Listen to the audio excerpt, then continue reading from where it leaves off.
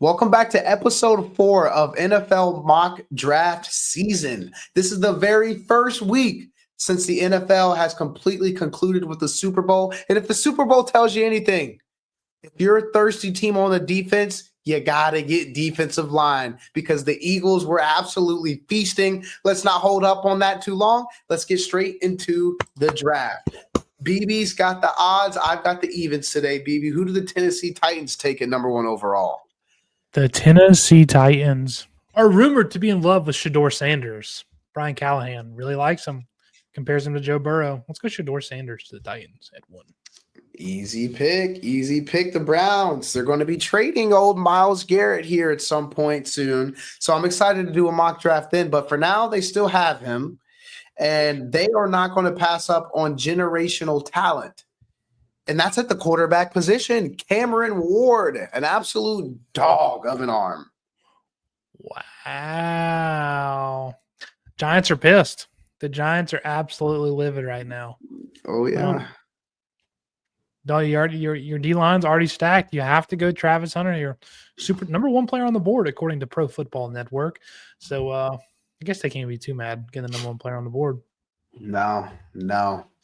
All right, the Patriots are exhibit A of a team that should be dipping at the defensive line position after watching the Super Bowl, and they're going to do just that. They're going to go in there, and they're going to get Abdul Carter, the best defensive lineman on the board. Yeah, I think the Patriots would be very happy with that, walking away with what a lot of people have as the best player in the draft at pick 4. They like that a lot. Jaguars at 5. I've seen this a lot recently. They're going with Will Johnson, the corner from Michigan, to Jacksonville at 5. Ooh, okay. Here we go. The Las Vegas Raiders. Team needs quarterback, running back, wide receiver, safety, defensive tackle. In this case, we're going to not add more to the defensive line. We're going to get them. Oh, man, quarterbacks are gone now, too. At this point, you got to go for the biggest need, best available, Tet McMillan at number 6 to the Las Vegas Raiders. They could use some wide receiver help. I could see that. I actually could see that pick happening. I really could. Pair him up with Brock Bowers. That gets real nasty out there. The West Coast guy, Arizona, doesn't have to go far. I feel like he would fit the Raiders very well. I like that. Yeah. I like that. The Jets at 7. Rodgers, done. Rodgers is officially done in New York. They don't want the guy anymore. It's official? Official. Sure is. They went to have a meeting with him, and they don't want him. So is Rodgers done in the NFL? Not sure. But Jets sit here at 7. We got Mason Graham, Will Campbell, Ashton Jeanty, Mike Williams, Malachi Starks. They already got Quinnen Williams. They really need another D tackle. They could use the best offensive tackle in the draft. They could. But we're going to go with a guy that has unlimited upside, Michael Williams from Georgia. Straight attributes. We'll see if he translates to the league. Oh, baby. And if you're Carolina, which I am Carolina, my chops are being licked left and right. And we are sprinting to the podium to draft Mason Graham here at number 8. No trades. Let's ride. Let's go. Love it. We got the New Orleans Saints at 9. You need an edge rusher. It's simple as that. You need a receiver. It's simple as that. Outside of those 2 positions, I couldn't really see them going anywhere else in the first round. They need a receiver. They need an edge. Their defense is got to be one of the oldest in the league. So Nick Scorin, James Pierce on the board. Who else is in the edge room? Anybody? Is Mike Green here? I think I'm going Mike Green here to the Saints. Give me Mike Green to the Saints at 9. Bang, bang, a big dip in the pool of edge rushers for the Saints. This is the easiest pick every week. Chicago Bears, offensive tackle, Will Campbell. Yep. They're pumped. Best tackle fell to him at 10. They are pumped. Yeah, they are pumped. We got the Niners here at 11. I mean, I always say every week, like they're way better of a team than picking at number 11. They had an unfortunate year with the injuries. So I think in my opinion, you had the best player on the board left. You go Malachi Starks. Add to Love that safety room. Hufanga is more of an in the box linebacker. You'll have it. Malachi Starks roam back there. Let's eat.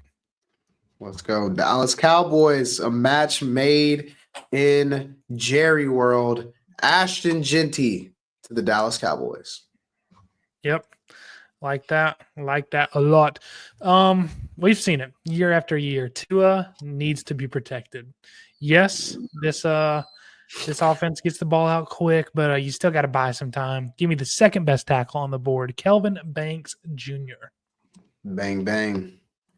This pick is always one of the more interesting ones, but this also just feels like it just feels right. Tyler Warren, Penn State, going to Indianapolis. They need a tight end. There you go.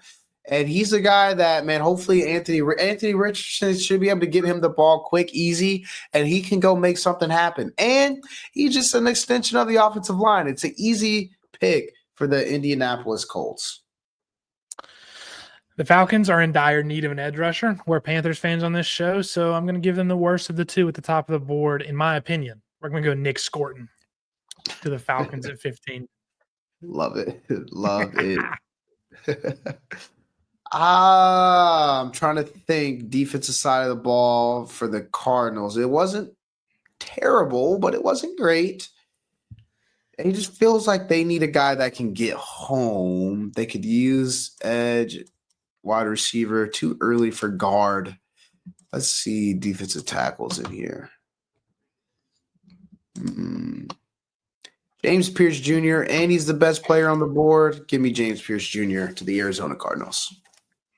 The Bengals defense was one of the worst defensive units I've ever seen on the field. Their Cam Taylor-Britt, I'm not sure if he puts cement in his shoes or what, but every time you look at the screen, he's getting burnt.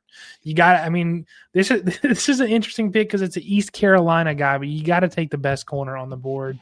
Siobhan Revel, Benjamin Morrison, not sure which one they're going to take a corner. They're going to take a corner or say if Malachi Starks falls to him, they're taking one of them. They're taking a defender, actually, no matter what. We're going to go Siobhan. Actually, no, let's go Benjamin Morrison. Siobhan Revel's he's a question mark. He's a question mark. Yeah, he is. I'm a big Benji guy. This is the place where Siobhan Revel would go if they needed a corner. I feel like they don't mind go ahead and, they love getting them some corners, man. They love. And he's 6'3". Anyways, they're not going with him here because they've got two dogs out there already. Could have gone Tyler Booker earlier.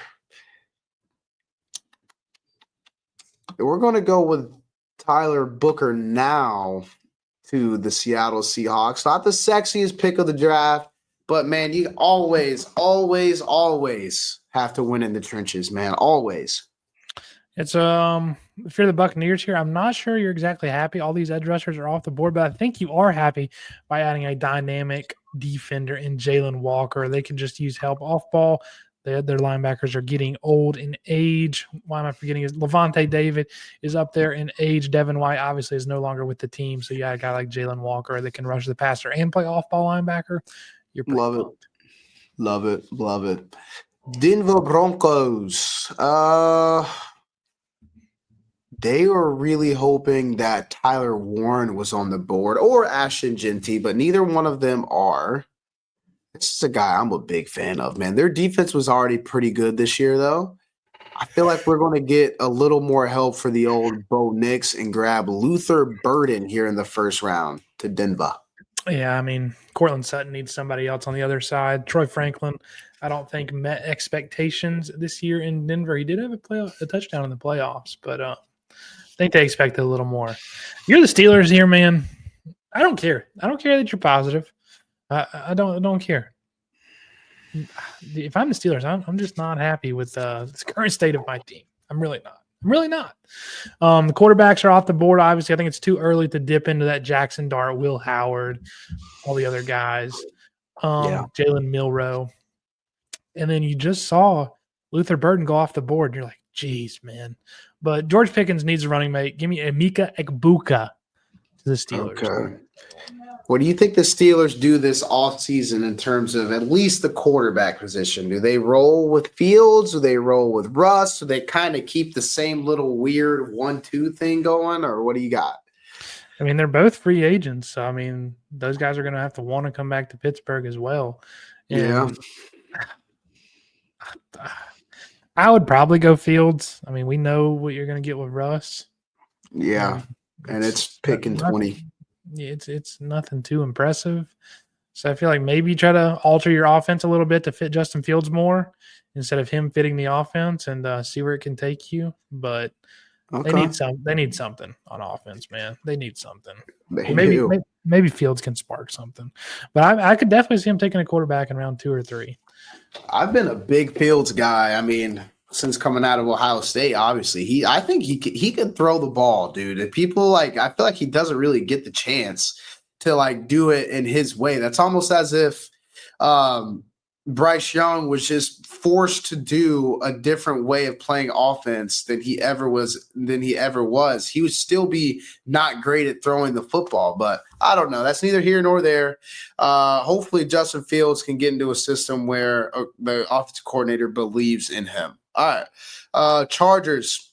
Herbert needs weapons, dog. I don't care that the needs are cornerback, DT. We got Will Dissly out there, QJ1 out there.